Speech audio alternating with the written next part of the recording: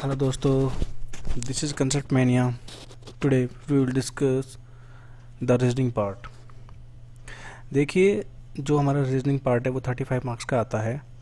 Okay, तो आज हम इसी के बारे में कुछ डिस्कशन करेंगे। ओके, तो हम बढ़ते हैं।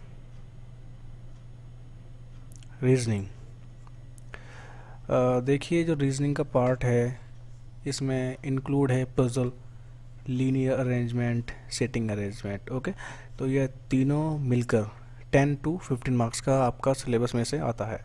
ओके, मतलब 10 मार्क्स तो पक्का पक्का आएगा ही आएगा, उसको मतलब फिक्स है वो तो आपके। अगर हमें 3 पजल मिल जाती हैं, कुछ इन तीनों में से रैंडमली कोई भी 3 हमें मिल जाती हैं, तो हमारे 5 मार्क्स के 15 मार्क्स कहीं नहीं गए, यानी 15 मार्क्स का आपका आएगा ही आएगा। ओके, तो ये एग्ज़ाम की तरफ से, एग्ज़ाम को देखते हुए बहुत इम्पोर्टेंट है हमारा रीजनिंग पार्ट का हिस्सा।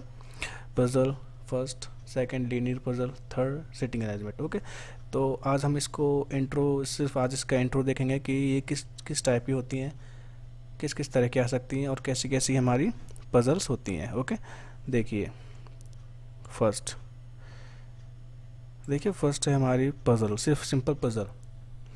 देखिए ये हमारे टाइप्स हैं। जनरल पजल होती है साधारण पजल, जो जिसमें ज़्यादा दिमाग का यूज़ नहीं होता, सिर्फ सिंपल सिंपल हमें सब कुछ दिया गया होता है।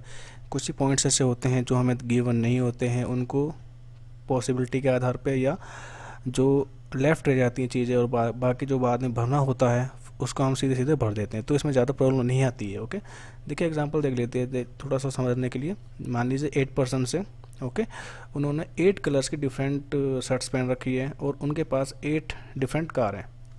तो वही चीज़ हमें बतानी होती है कि किस पर्सन ने कौन से कलर की और किस पर्सन, उसी पर्सन ने कौन सी कार ले रखी है। ओके, तो ये 8 पीपल्स, मतलब 8 जो लोग हैं उनकी कलर चॉइस है वो है, और जो उनकी कार की चॉइस है या उन पे कौन सी कार है वो हमें बतानी होती है। ओके, अब आते हैं डेज वाइज पजल।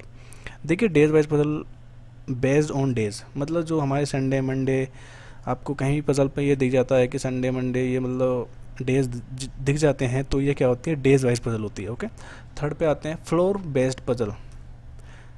फ्लोर मतलब जैसे मान लीजिए 7 स्टोरी बिल्डिंग, यानी 7 मंजिला कोई इमारत है, उसमें 7 लोग रहते हैं अलग अलग फ्लोर में। आपको बताना होता है कि कौन सा पर्सन किस फ्लोर पे रह रहा है। ओके, तो ये भी एक टाइप है इसका।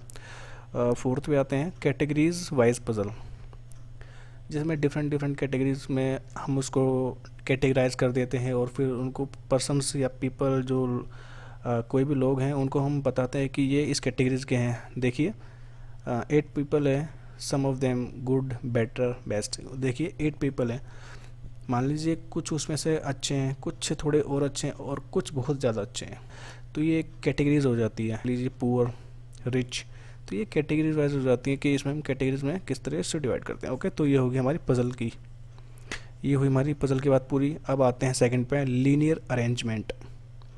देखिए लीनियर अरेंजमेंट क्या होता है, लाइंस होती हैं, या तो हॉरिजॉन्टल लाइन होती है या वर्टिकल लाइन होती है। देखिए फर्स्ट में देखिए हॉरिजॉन्टल लाइन होती है, उसमें हॉरिजॉन्टल लाइन में हमें या तो नॉर्थ की साइड दिया होगा फेस किए हुए, या साउथ फेस, मतलब साउथ के साइड फेस करना होगा। देखिए मान लीजिए कोई एक हॉरिजॉन्टल लाइन बनी है, उसमें 4 आदमी बैठे हुए हैं, सब ने नॉर्थ साइड फेस कर रखा या सब ने साउथ साइड फेस कर रखा, यानी एक पॉसिबिलिटी दी होती है कि हाँ भी या तो नॉर्थ होंगे या साउथ होंगे। ओके, अगर सिंपल हमें दिया गया होगा तो।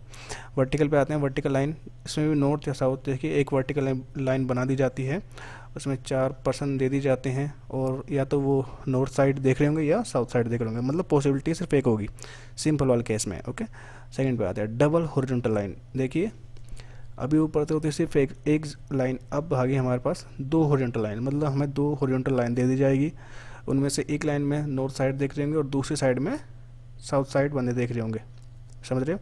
या तो पहली लाइन पे नॉर्थ साइड बिठा दी जाएंगे और सेकंड लाइन पे साउथ साइड लोगों को बिठा दी जाएगा। देखो ये ऐसे क्लियर नहीं होता, ये जब तक हम इसके सवाल नहीं करेंगे, इसके क्वेश्चन को सोल्व आउट नहीं करेंगे, जब तक हमें समझ नहीं आता। थोड़ा थोड़ा समझने के लिए सिर्फ हमें इसे डिटेल में इसलिए समझ रहे हैं क्योंकि थोड़ा सा पहले थियरी कर लेते हैं। ओके, हल्का सा। देखिए हमने डबल वर्टिकल लाइन बना ली है, जिसमें देखिए उसमें कुछ लोगों के जो फेस होंगे वो तो एक नॉर्थ की तरफ होंगे और कुछ लोगों के जो फेस होंगे वो साउथ की तरफ होंगे। ओके, अब आते हैं पार्ट 3 पे, linear arrangement, sorry sitting arrangement. Last पे आते हैं हम सिटिंग अरेंजमेंट पे। देखिए सिटिंग अरेंजमेंट बहुत ही इम्पोर्टेंट है। ये बच्चों के बहुत मतलब बच्चों को बहुत कन्फ्यूज़न करता है। ये बच्चे बहुत कन्फ्यूज़ हो जाते हैं इस वाले टॉपिक पे। देखिए जो सिंपल होता है उसमें तो कोई भी कर लेता है। देखिए जैसे सिंपल है इसमें, सर्कल फेस इनसाइड साइड, मतलब एक सर्कल दिया गया होगा आपको। ओके, उसमें मान लीजिए 8 पर्सन्स बिठा रखे हैं हमने। जो सबका जो फेस होगा वो इनसाइड होगा, मतलब सेंटर की तरफ देख रहे होंगे सब लोग। ओके, तो वो होता है सिंपल केस। ओके, और एक second, circle faces inside side, sorry ये इनसाइड नहीं है, ये आपका आउटसाइड है, आउटसाइड। ओके, तो कुछ लोग हमें दे दिए गए होंगे, 8 लोग दे दिए हैं और उनका जो फेस है वो आउटसाइड द सर्कल है। ओके, तो जो लोग हैं वो सर्कल से बाहर देख रहे हैं, यानी अंदर की तरफ नहीं देख रहे हैं, बाहर की तरफ देख रहे हैं। ओके, तो हमें ये भी केस देखने के लिए मिलेगा।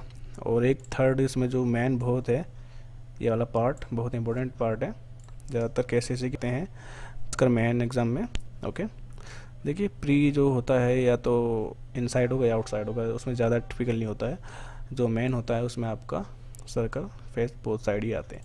मतलब मान लीजिए कुछ लोग हैं, कुछ लोग उसमें इनसाइड द सेंटर देख रहे हैं और कुछ लोग आउटसाइड द सर्कल देख रहे हैं। मतलब कुछ लोग जो हैं सेंटर की तरफ देख रहे हैं, कुछ बाहर की तरफ देख रहे हैं। तो इसमें आदमी क्या होता है, बिल्कुल कंफ्यूज हो जाता है कि क्या किया जाए इस सिचुएशन में। तो ये जो एग्जामिनर्स होते हैं ये देखते क्या है कि बच्चे का जो माइंड है वो कितना प्रेशर को झेल सकता है। इसमें ये वाली बात नहीं है कि हाँ जी आपको पूरे ही मार्क्स लाने होते हैं। सिर्फ इसमें ये देखा जाता है कि कौन सा बच्चा है जो कि सिर्फ अपने माइंड को प्रेशर पे स्टेबल रखता है, मतलब कौन इस सिचुएशन से बाहर निकलता है। ओके, इसमें बहुत से लोग जोड़ देते हैं, मतलब दौड़ते दौड़ते रहते हैं कि हाँ भी मुझे ज़्यादा मार्क्स लाना है। इसमें ज़्यादा मार्क्स लाने की जरूरत नहीं होती, सिर्फ इसमें पास आउट हो, क्लियर हो जाओ। जो मेन रेस है वो है आपकी मेन में, उसमें ज़्यादा मार्क्स की ज़रूरत पड़ती है। इसमें सिर्फ क्या होता है, बच्चों को टफ से टफ थोड़ा सा टिपिकली ट्रिकी क्वेश्चन दे दिया जाता है। हार्ड नहीं होता वो, सिर्फ ट्रिकी क्वेश्चन दे दिया जाता है और उसमें बच्चे क्या करते हैं, हड़बड़ाहट में सब कुछ बस जो याद किया हुआ था, जो देखा हुआ था, बस सब भूल गए। मतलब क्वेश्चन पेपर को देख के बिल्कुल ब्लैंक हो जाते हैं। तो कहने का मतलब ये है, पहले थोड़ी सी थियोरी करते हैं, उसके बाद जो कॉन्सेप्ट होगा वो बिल्कुल क्लियर होना चाहिए। ओके, तो कहने का सिर्फ इतना ही मेरा तात्पर्य है। और मेरी तरफ से आप सभी लोगों को 26 जनवरी की हार्दिक शुभकामनाएं। Okay, thank you.